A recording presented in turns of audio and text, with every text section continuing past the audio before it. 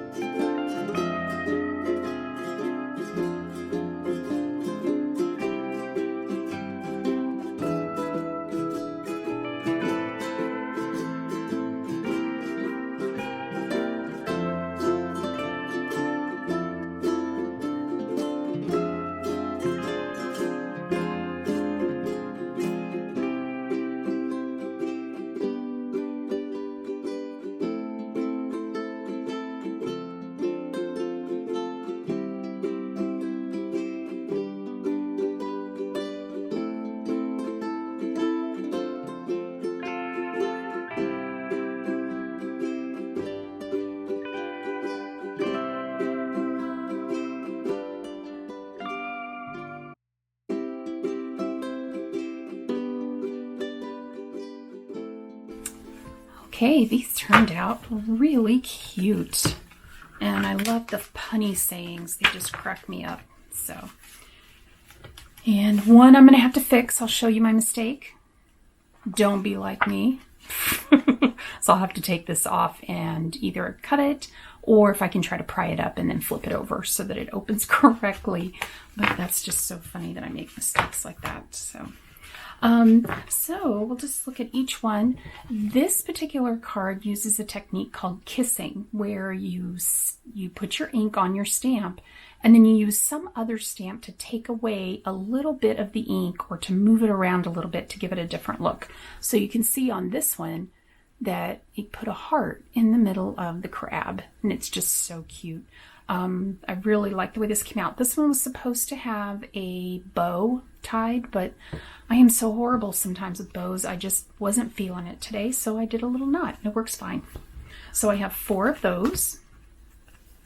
This one turned out really cute. This is, you can stamp right on that white ribbon. This white ribbon is so versatile, and it works really well. It takes ink really well. You can also use alcohol inks to color it, like I said before. It just really works well. So there is that one. That one turned out really cute as well. And there's 4 of those. And it's so funny because I was looking at the picture of this card, and if you look closely, you can see that the hearts are upside down on that one. And I thought to myself, oh, that's so funny, they put it on upside down. And then what did I do? I attached it upside down, exactly like they did. So the other 3 I got right, but there you go. Then this card turned out really cute as well. Now this one, a couple of them, I'll show you the 2 different ways that I did it. So this uses the kiss method as well. And you'll see here what I did was I put it down and then pulled off to pull off more ink. This one I did just a regular kiss, push down and pull up, and that was the shell stamp to make his tummy just a little bit different color. Then on these 2, this one I didn't do it at all. And then on this one, I did the pull-off method, but then I had a little mistake, so I had to stamp it again, which you can do when you're using the MISTI. So this one kind of came out a little bit different, but it's okay. I still like it. The others, I used the shells. I used what's called the rock and roll method, where you put just a little bit of ink and then you rock around the edges to put more around the edges, and you come out with this kind of a different look.